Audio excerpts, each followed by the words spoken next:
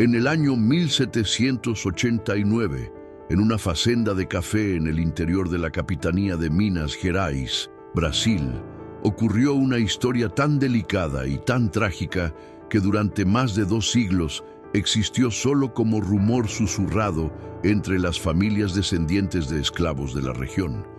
No hay registros oficiales que la documenten, no hay actas notariales ni certificados de muerte que confirmen los detalles. Solo existe una carta encontrada en 1923 entre los papeles de un convento en Ouro Preto, escrita en portugués arcaico con caligrafía temblorosa, que comienza con las palabras: «Escribo esto para que alguien, algún día, sepa que ella amó y fue amada, aunque ese amor solo pudo existir en silencio y sombras». La carta nunca revela quién la escribió, ni proporciona nombres completos, pero los historiadores que la han estudiado creen que cuenta la historia de una joven esclava que nació sin habla y que cometió el error más peligroso que alguien en su posición podía cometer: enamorarse del hijo de su amo.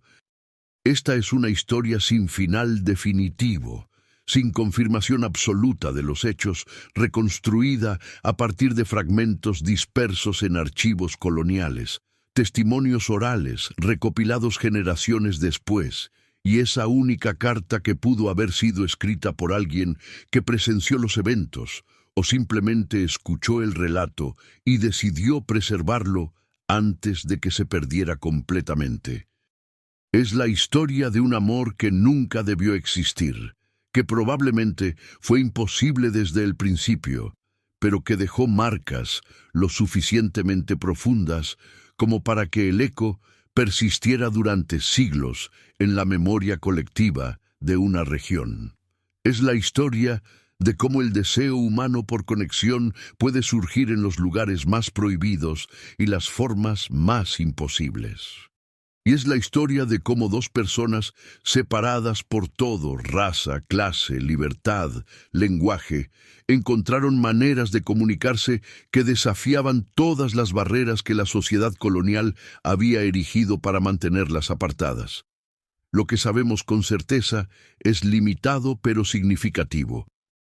Los registros parroquiales de la Igreja Matriz de Nossa Senhora da Conceição, en el pueblo de São Juan del Rey, muestran que en 1789 existía una fazenda de café llamada Fazenda Santa Clara, propiedad de un hacendado portugués llamado Juan Rodrigo de Almeida e Silva. Los registros de inventario realizados después de su muerte en 1792 listan entre sus propiedades a 37 esclavos, incluyendo una negra muda de aproximadamente 20 años. Una negra muda de aproximadamente 20 años. Es la única referencia oficial que tenemos a la protagonista de esta historia, y ni siquiera incluye un nombre. Los registros de bautismo de la misma iglesia muestran que Juan Rodrigo tenía un hijo legítimo llamado Miguel de Almeida e Silva, nacido en 1768, lo que lo habría hecho 21 años en 1789. Más allá de estos hechos documentados, entramos en territorio de reconstrucción histórica, testimonios orales y especulación informada. La carta encontrada en el convento proporciona más detalles, aunque su autenticidad ha sido debatida por historiadores.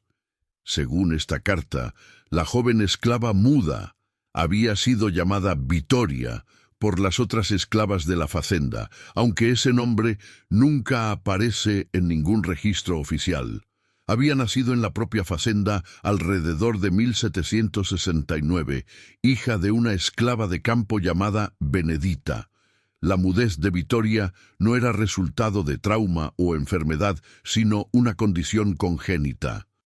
Nunca había emitido sonido alguno, ni llanto de bebé ni palabras de niña.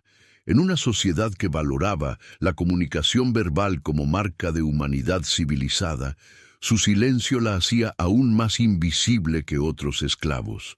Los testimonios orales recopilados en la década de 1950 por el folclorista mineiro Saúl Martins incluyen relatos de descendientes de esclavos de la región que recordaban historias sobre a moça que falaba con as mãos, la muchacha que hablaba con las manos. Según estos testimonios, Vitória había desarrollado desde niña un sistema complejo de gestos y señas para comunicarse mucho antes de que las lenguas de señas formales existieran en Brasil. Miguel de Almeida e Silva, según la misma carta y los pocos registros que lo mencionan, había sido educado en Coimbra, Portugal, regresando a Brasil en 1787 después de completar estudios en Derecho. Era el hijo único legítimo de Juan Rodrigo, aunque el hacendado tenía varios hijos naturales con esclavas de la facenda, una práctica común y aceptada entre los señores de esclavos brasileños de la época. Miguel estaba destinado a heredar la Facenda Santa Clara y todas las propiedades de su padre, incluyendo a los 37 seres humanos listados como bienes en el inventario. Los pocos que escribieron sobre él, principalmente en correspondencia comercial preservada en archivos históricos de Minas Gerais, lo describen como un joven de temperamento melancólico, dado a la lectura de poetas y filósofos, alguien que parecía incómodo con las responsabilidades que su nacimiento le había impuesto. Hay una carta de 1788 donde un primo de Miguel escribe a otro familiar comentando con preocupación que Miguel parece tener ideas demasiado modernas para alguien destinado a administrar una plantación de esclavos. Cómo y cuándo Miguel y Vitória se conocieron realmente es materia de especulación. La carta del convento sugiere que Vitória trabajaba en la casa grande, asignada a tareas domésticas que requerían poca interacción verbal. Limpiar, lavar, tareas donde su mudez no era impedimento significativo. Miguel, recién regresado de Portugal con la cabeza llena de ideas ilustradas sobre derechos naturales e igualdad, habría estado chocando constantemente con la realidad brutal de la sociedad esclavista brasileña que su familia encarnaba. Los testimonios orales proporcionan una versión más específica y romántica del primer encuentro.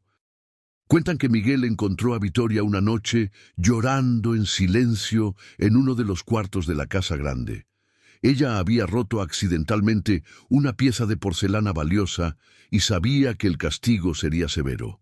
Miguel, en lugar de reportar la infracción, la ayudó a esconder los pedazos y le aseguró mediante gestos que no diría nada. Fue, según esta versión, el primer acto de gentileza que Vitória había experimentado de alguien de la familia del amo. Si este primer encuentro específico ocurrió realmente, es imposible de verificar, pero algo claramente comenzó entre ellos en algún momento de 1789. La carta del convento describe un proceso gradual de comunicación que se desarrolló durante meses. Miguel comenzó a aprender el lenguaje de señas que Vitória había desarrollado. Pasaba tiempo observando cómo se comunicaba con otras esclavas. Empezó a responder con sus propios gestos. Las conversaciones iniciales eran simples, básicas, pero gradualmente se volvieron más complejas. Vitória, que nunca había conocido a alguien fuera de la comunidad esclava que se tomara el tiempo de aprender su lenguaje, se encontró capaz de expresar pensamientos y sentimientos que había guardado toda su vida. Miguel, acostumbrado a la comunicación verbal elaborada de los educados en Coimbra, descubrió que el silencio obligatorio de su interacción con Vitória lo forzaba a una forma de atención más profunda que cualquier conversación había requerido antes. Los testimonios orales sugieren que se encontraban principalmente durante las noches, cuando la casa grande estaba mayormente dormida. Miguel tenía acceso a todos los espacios de la facenda y su presencia en cualquier lugar nunca levantaba sospechas. Vitória, como esclava doméstica, dormía en un pequeño cuarto anexo a la cocina y podía moverse dentro de la casa sin llamar mucha atención. Se reunían en la biblioteca, un espacio que nadie más en la familia usaba porque Juan Rodrigo apenas sabía leer y consideraba los libros de su hijo una excentricidad innecesaria. Allí, rodeados de volúmenes de Voltaire, Rousseau y otros pensadores ilustrados que Miguel había traído de Portugal, desarrollaron su propio mundo privado. Miguel le enseñaba a leer, trazando letras con su dedo en el aire que Vittoria copiaba. Vittoria le enseñaba sobre las realidades de la vida esclava que él nunca había comprendido realmente, comunicándolas a través de gestos expresivos que hablaban más elocuentemente que palabras. La carta del convento afirma que Miguel escribía poemas para Vittoria, composiciones en portugués que ella no podía leer completamente, pero que él le explicaba mediante señas y expresiones. Vittoria, según la misma fuente, bordaba pañuelos con patrones que contenían significados que solo Miguel entendía, un código visual que correspondía a su lenguaje de señas compartido. Hay algo profundamente trágico en esta imagen. Dos jóvenes creando un lenguaje privado de amor en una sociedad que consideraba su mera interacción como transgresión fundamental. Los testimonios orales son más explícitos sobre la naturaleza física de la relación. Afirman que se convirtieron en amantes en el sentido completo, que su conexión no era solo intelectual o emocional, sino también carnal. Pero los mismos testimonios varían dramáticamente en los detalles. Algunos insisten que Miguel respetaba a Vittoria como igual, que su intimidad era consensual y mutua. Otros sugieren una dinámica más complicada donde el desequilibrio de poder absoluto entre amo y esclava hacía imposible cualquier cosa que pudiera llamarse verdadero consentimiento. Esta ambigüedad es imposible de resolver a esta distancia histórica. Lo que podemos decir con certeza es que cualquier relación sexual entre un hijo de hacendado y una esclava, sin importar los sentimientos involucrados, ocurría en contexto de poder radicalmente desigual, donde la esclava no tenía derecho legal a rechazar al hijo de su amo.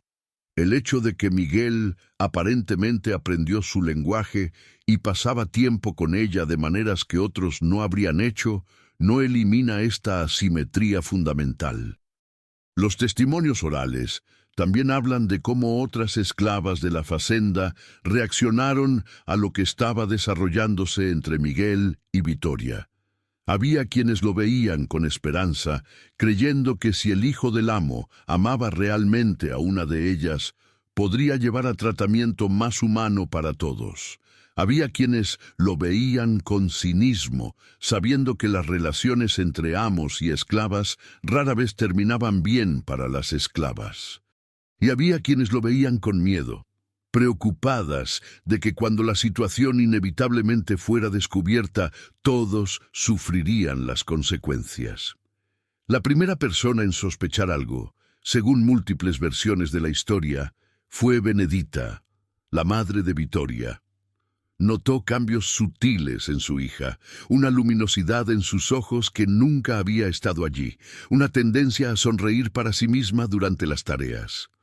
Pequeños objetos que aparecían entre sus pertenencias, un pañuelo fino, un pedazo de papel con escritura. Benedita enfrentó a su hija, y Vittoria, incapaz de mentir a la mujer que la había criado, confesó mediante señas lo que estaba sucediendo. La reacción de Benedita, según los testimonios, fue de horror absoluto. No porque moralmente desaprobara el amor entre su hija y Miguel, sino porque conocía exactamente cómo la sociedad colonial brasileña castigaba tales transgresiones. Le rogó a Vittoria que terminara la relación inmediatamente.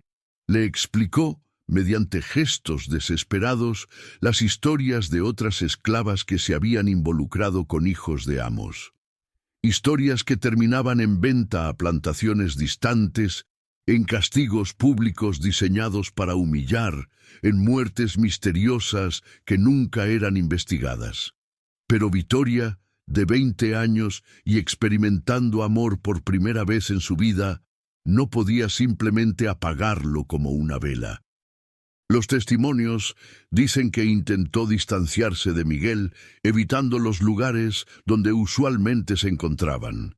Pero Miguel la buscaba, confundido por su ausencia repentina.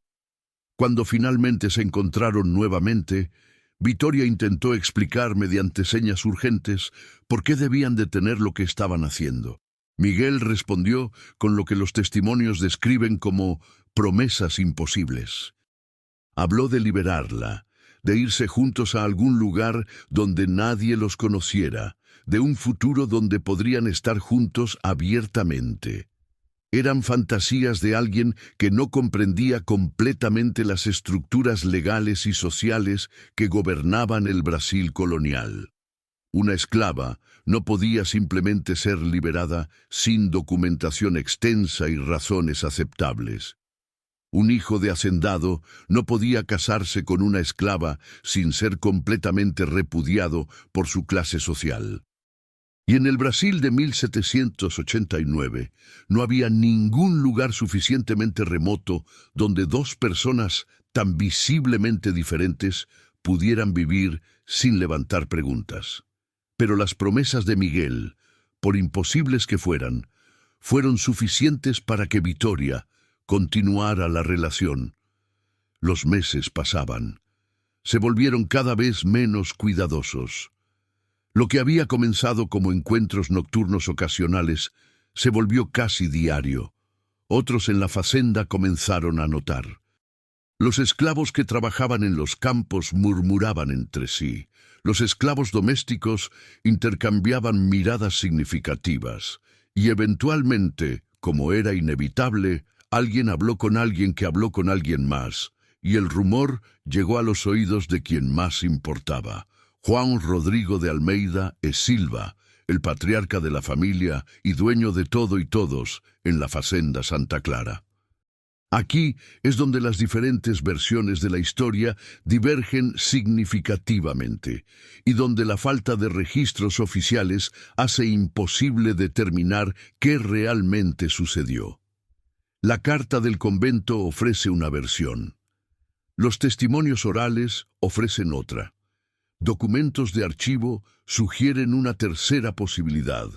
Examinaremos las tres porque cada una revela algo sobre cómo diferentes comunidades han entendido e interpretado esta historia a lo largo de los siglos.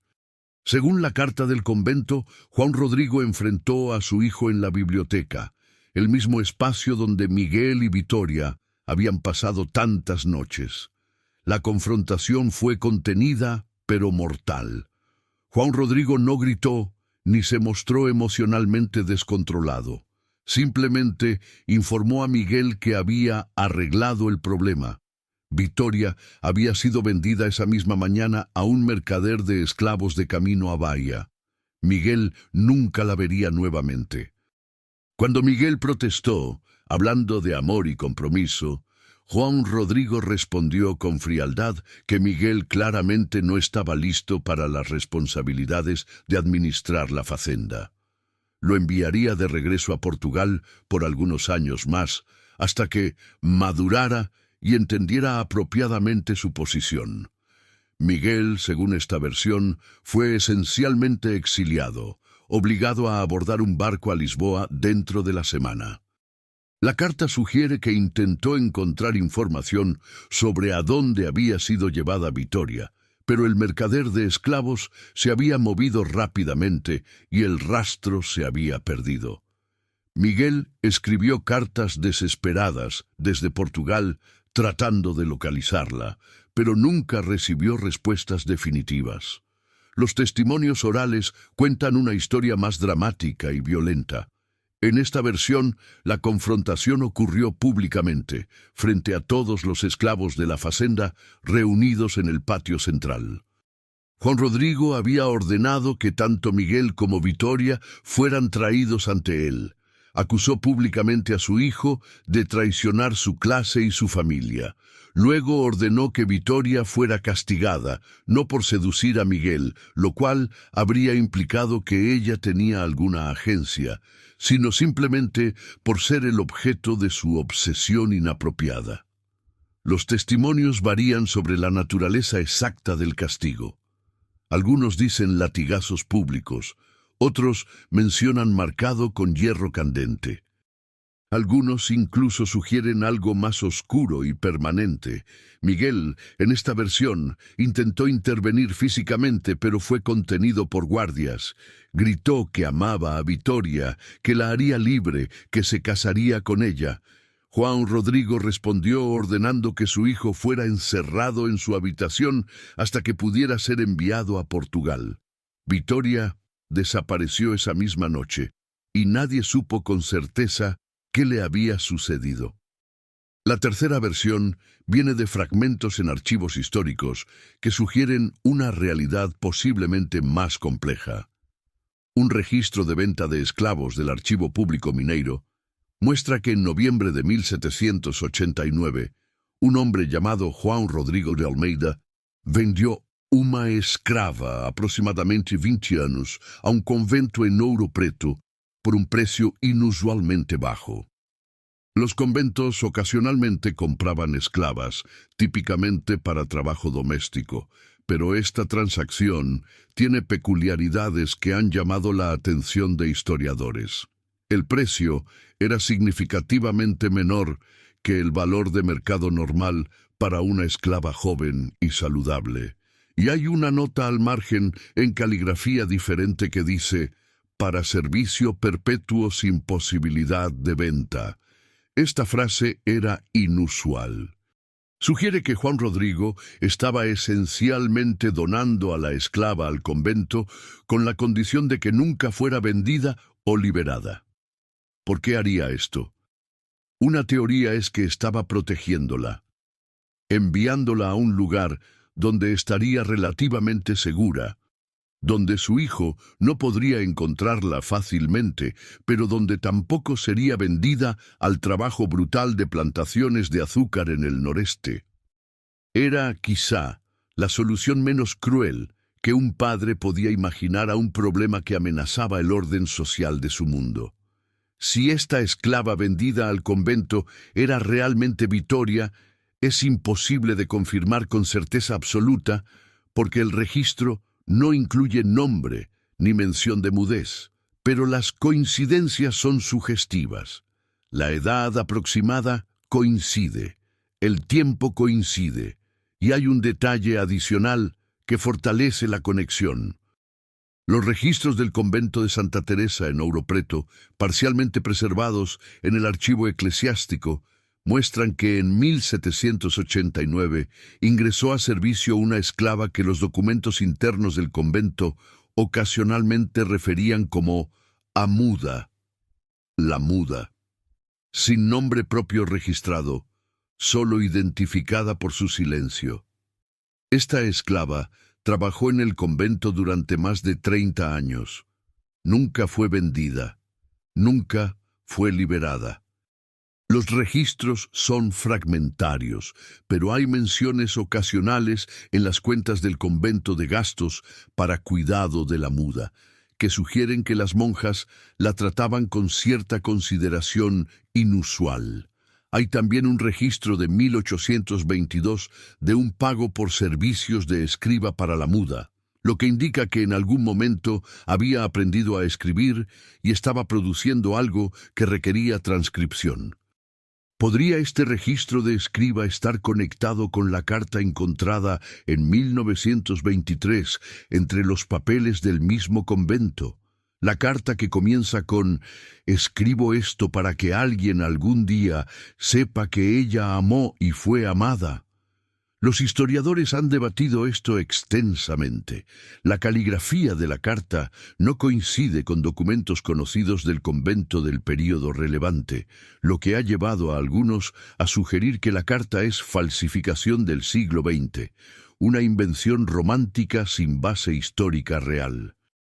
pero otros argumentan que la carta podría haber sido escrita por Vittoria misma, dictada a una de las monjas que transcribió sus señas en palabras escritas. El contenido de la carta ofrece detalles que no aparecen en testimonios orales públicos, lo que sugiere o conocimiento íntimo de los eventos o imaginación extremadamente específica.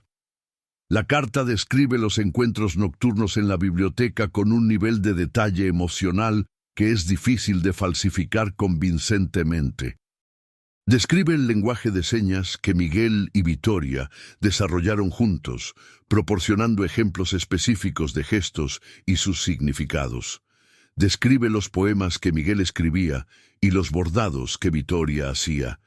Y describe, con una emoción contenida que rompe el corazón incluso a través de 2 siglos, la última noche que pasaron juntos. Según la carta, habían escuchado rumores de que Juan Rodrigo sabía sobre su relación y que algo estaba por suceder. Se encontraron en la biblioteca una última vez. Miguel le prometió nuevamente que encontraría una manera de liberarla, que esperara y tuviera fe. Vittoria, más realista sobre las posibilidades, intentó explicarle mediante señas que lo que compartían era un regalo precioso, precisamente porque era imposible y temporario, que había valido cada momento a pesar de lo que pudiera venir después. Miguel lloró. Vittoria, que no podía emitir los sonidos de llanto, temblaba con sollozos silenciosos. Se abrazaron durante horas. Cuando finalmente se separaron al amanecer, ambos sabían que probablemente era la última vez que estarían juntos. La carta termina con una reflexión sobre la naturaleza del amor en condiciones de imposibilidad total. «Ella me enseñó», escribió el autor desconocido, «que el amor no necesita futuro para ser real, que 2 almas pueden tocarse completa y verdaderamente incluso cuando todo conspira para mantenerlas apartadas, que el silencio puede contener más verdad que todas las palabras que nunca pudieron ser dichas. Ella amó sin poder hablar su amor. Él la amó sin poder reclamarla públicamente. Y sin embargo amaron, y ese amor fue tan real como cualquier otro que haya existido. ¿Qué le sucedió a Miguel? Los registros muestran que regresó a Portugal en diciembre de 1789, aparentemente enviado por su padre. Hay menciones de él en correspondencia familiar durante los siguientes años. Nunca regresó a Brasil. Nunca se casó. Murió en 1811 en Lisboa, a los 43 años.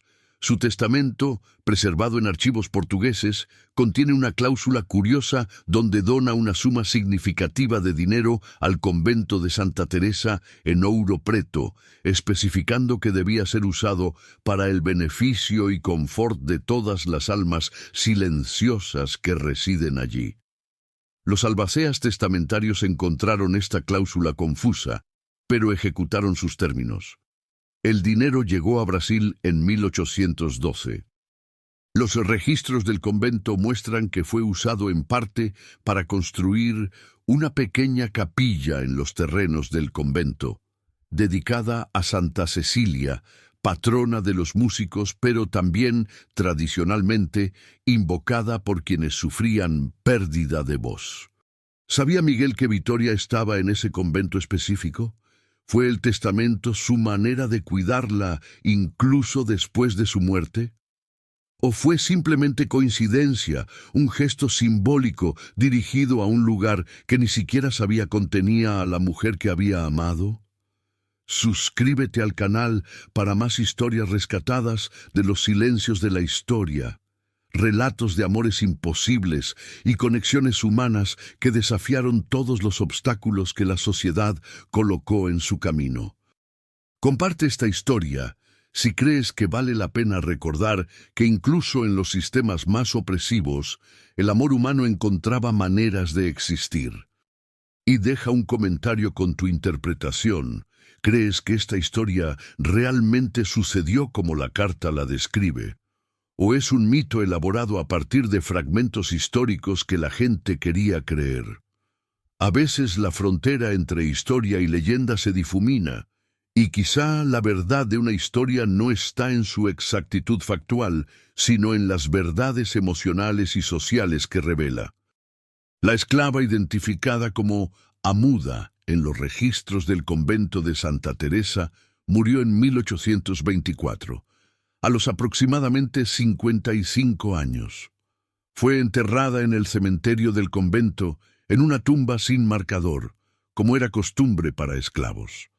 No hay registro de últimas palabras, obviamente, ni de confesión final. Las monjas que la atendieron en su lecho de muerte reportaron que murió en paz, con una expresión que describieron como serena, casi sonriente. Uno de los detalles más conmovedores en los registros fragmentarios del convento es una nota de 1823, un año antes de su muerte. Describe cómo Amuda había bordado una serie de pañuelos con patrones elaborados que entregó a diferentes monjas. Los patrones no parecían tener significado religioso obvio. Eran composiciones abstractas de líneas y formas que las monjas encontraban hermosas pero incomprensibles.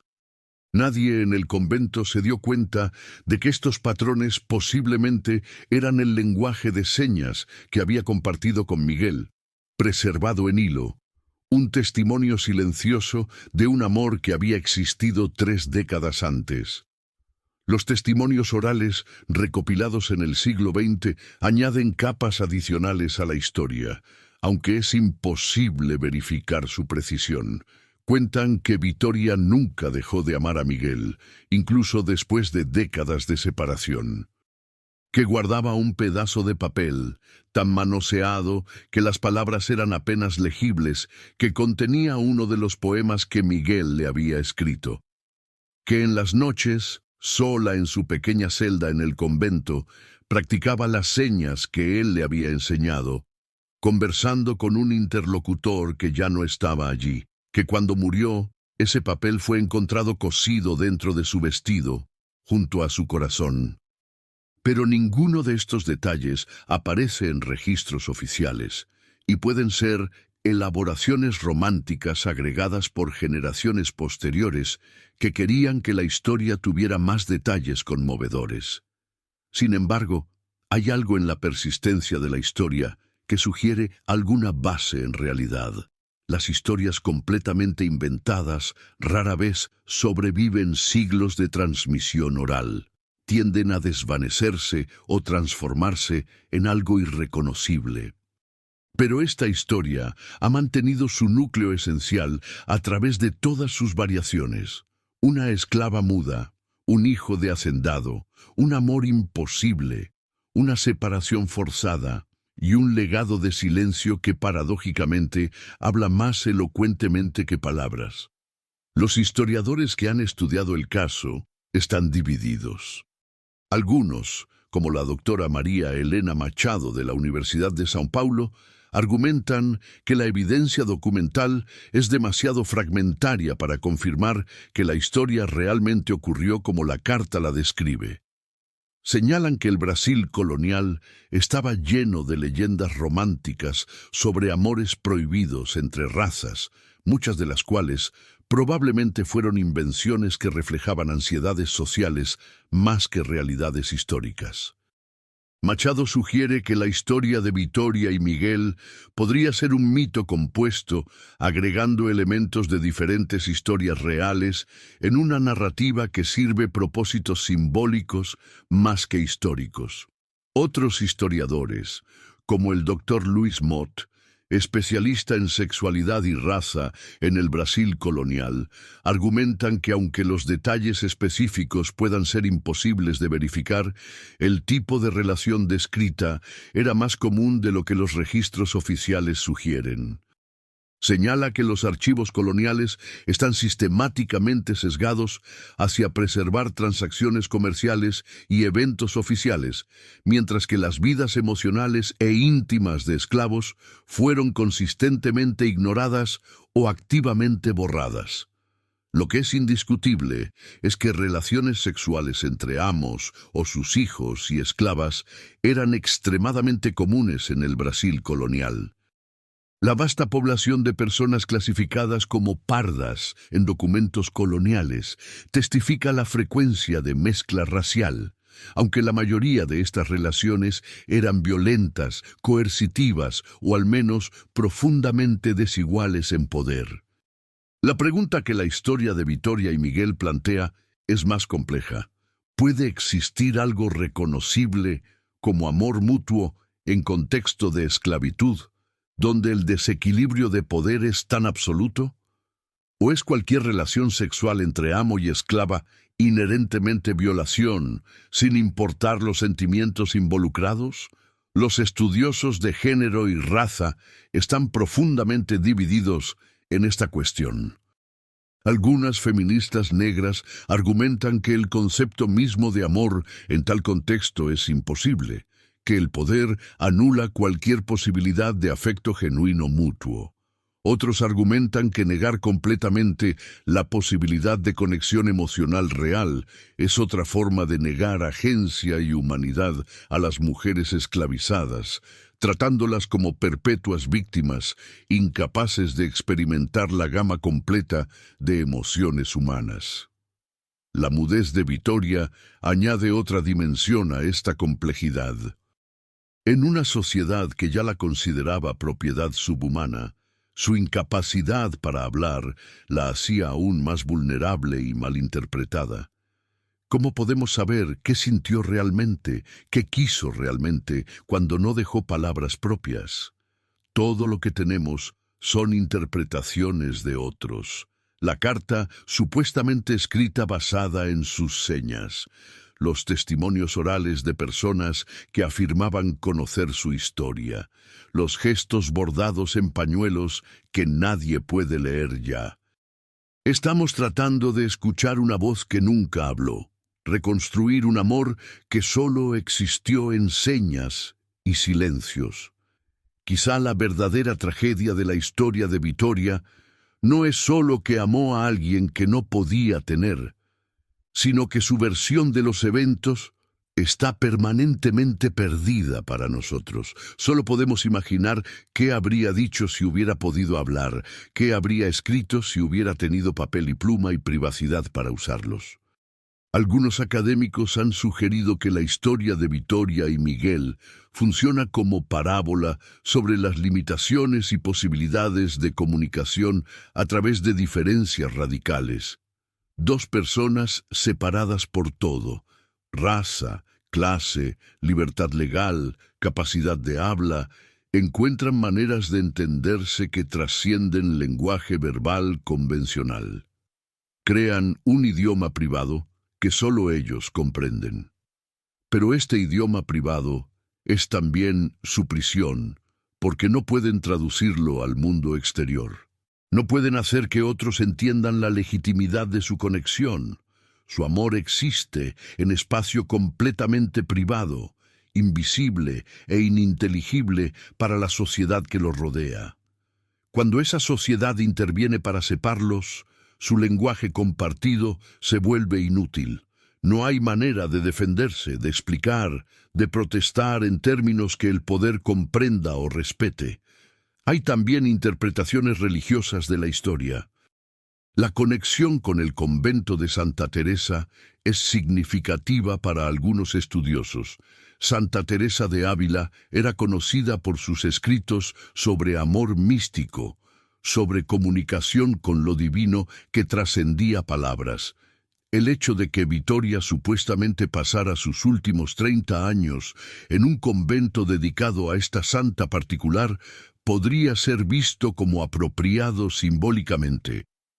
Si no podía tener el amor terrenal que deseaba, quizá encontró algo diferente en contemplación espiritual. Los registros del convento mencionan que Amuda pasaba largas horas en la capilla, aparentemente en oración. Las monjas interpretaban esto como devoción piadosa. Pero, ¿en qué estaba pensando realmente durante esas horas? Estaba rezando, estaba recordando, estaba conversando silenciosamente con alguien que solo existía en su memoria. No tenemos manera de saber. El legado de la historia de Vitoria y Miguel en la región de Minas Gerais es complejo. Para algunos descendientes de esclavos de la región, es una historia de advertencia sobre los peligros de cruzar líneas raciales y sociales. Para otros, es historia de resistencia, prueba de que incluso en las condiciones más opresivas, las personas encontraban maneras de conectarse humanamente. Para otros más, es simplemente historia triste, recordatorio de todas las vidas y amores que fueron aplastados por el sistema esclavista. Hay un detalle final que vale la pena mencionar. En el pequeño cementerio del antiguo convento de Santa Teresa, que ahora es museo administrado por el gobierno de Minas Gerais, hay una sección donde fueron enterrados los esclavos que trabajaron para el convento a lo largo de los siglos.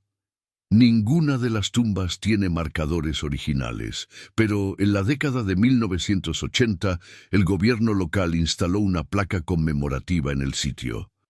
La placa lista los nombres de esclavos del convento que pudieron ser identificados en registros fragmentarios, un intento de dar dignidad póstuma a quienes fueron enterrados anónimamente.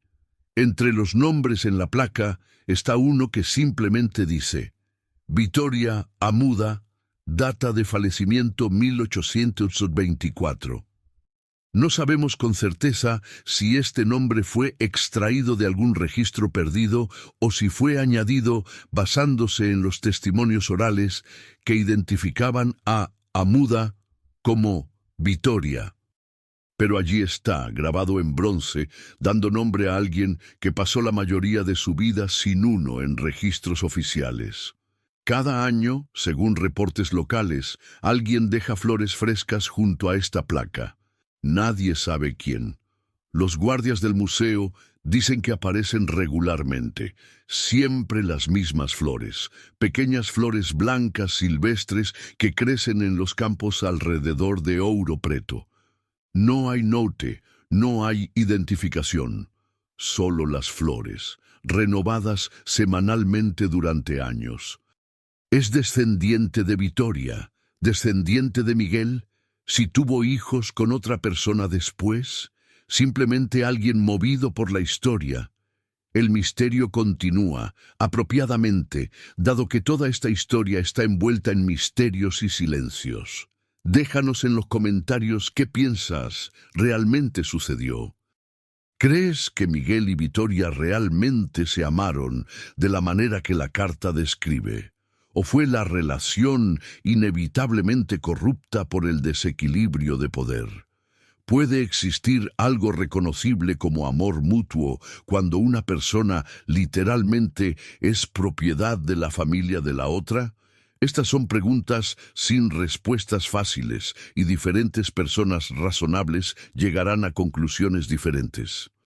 Quizá la pregunta más importante no es qué sucedió realmente, sino qué significa que esta historia haya persistido durante más de 2 siglos. ¿Qué necesidad humana satisface? ¿Qué verdad emocional captura que hace que generaciones continúen contándola? Tal vez es simplemente esto, que todos queremos creer que el amor puede existir en cualquier lugar, incluso en los lugares más oscuros y prohibidos, que la conexión humana puede surgir contra todas las probabilidades, que incluso cuando el poder y la injusticia estructural parecen controlar todo, 2 personas pueden crear entre ellas un espacio privado de entendimiento y afecto que nadie puede tocar completamente. La historia de Vitoria nos recuerda también algo sobre el poder del silencio. En una cultura que valora intensamente la comunicación verbal, que asocia el habla con humanidad y civilización, Vitoria existió completamente fuera de este sistema. No podía participar en los discursos que definían su mundo. No podía defender verbalmente, explicar, persuadir. Y sin embargo, según la historia, comunicaba profundamente con quien se tomó el tiempo de aprender su lenguaje. Hay una lección allí sobre qué significa realmente escuchar. Miguel, educado en una de las mejores universidades de Europa, lleno de palabras y conceptos filosóficos sofisticados, tuvo que aprender un tipo completamente diferente de comunicación para conectarse con Vitoria. Tuvo que abandonar su dependencia del lenguaje verbal y desarrollar nuevas formas de prestar atención. Tuvo que moverse más lentamente, observar más cuidadosamente, interpretar gestos y expresiones con precisión que la conversación normal nunca requiere. En cierto sentido, la mudez de Vitoria lo forzó a un tipo de intimidad más profunda de la que podría haber desarrollado con alguien con quien podía simplemente hablar casualmente. Pero esta lectura romántica tiene su propio problema. Corre el riesgo de presentar la discapacidad de Vitoria como algo hermoso o espiritualmente edificante, en lugar de reconocerla como fuente real de vulnerabilidad y exclusión en su mundo. Vitoria no eligió ser muda, y aunque desarrolló maneras notables de comunicarse y conectarse con otros, vivió en sociedad que constantemente la malinterpretaba, la subestimaba y la trataba como menos capaz de lo que realmente era. El hecho de que Miguel aprendiera su lenguaje era excepcional, precisamente porque casi nadie más se molestó alguna vez. Para la mayoría de personas en su vida, su silencio era simplemente otra marca de su supuesta inferioridad. La combinación de ser esclava y muda significaba doble invisibilidad, doble negación de humanidad plena. La historia de Vitoria y Miguel existe en algún lugar entre historia documentada y leyenda elaborada, entre realidad verificable y mito simbólico. Quizá nunca sabremos con certeza qué sucedió realmente en esa fazenda de café en Minas Gerais en 1789. Quizá la carta del convento es genuina transcripción de las señas de Vitoria por monja compasiva, o quizá es ficción histórica escrita un siglo después. Quizá Miguel realmente amó a Vitoria de la manera que la historia describe. O quizá fue simplemente otro hijo de hacendado ejerciendo privilegios sobre esclava que no tenía capacidad de rechazarlo. Lo que no es debatible es esto. El sistema esclavista existió. Millones de personas fueron esclavizadas, sus humanidades negadas, sus amores y deseos considerados irrelevantes por sociedad que los veía como propiedad. Entre esas millones de personas había algunas que no podían hablar, que enfrentaban barreras adicionales, además de las que todos los esclavos enfrentaban. Y dentro de ese sistema brutal e inhumano, las personas aún sentían, aún amaban, aún creaban conexiones significativas cuando podían. Esas conexiones fueron complicadas por relaciones de poder que nunca pudieron escapar, pero existieron y merecen ser recordadas, no romantizadas ingenuamente, pero tampoco borradas completamente. La memoria de Vitoria, si realmente existió como la historia la describe, vive en los silencios entre las palabras de documentos históricos.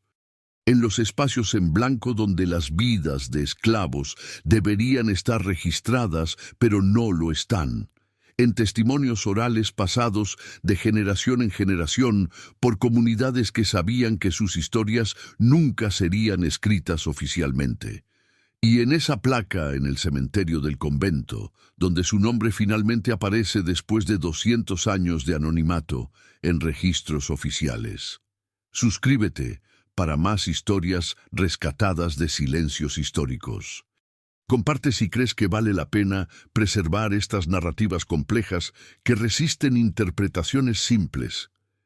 Y recuerda que detrás de cada estadística sobre esclavitud, cada cifra en documentos de inventario, cada negra muda de aproximadamente 20 años en registro de venta, había persona con vida interior completa, con esperanzas y miedos y capacidad de amar, incluso cuando sociedad negaba su humanidad. La historia de Vitoria y Miguel es finalmente sobre esto. la persistencia de humanidad en condiciones diseñadas para destruirla, sobre la posibilidad de conexión a través de abismos aparentemente insuperables, y sobre cómo el amor, incluso cuando es imposible e inviable, deja marcas que pueden perdurar siglos después de que los amantes mismos se hayan ido. Amó a quien no debía, dice la thumbnail. Pero quizá la verdadera transgresión no era que amaba a alguien inapropiado según jerarquías sociales. Quizá la verdadera transgresión era simplemente que amaba, que insistía en su capacidad de sentir y desear cuando sociedad insistía que no tenía derecho a ninguno de los dos.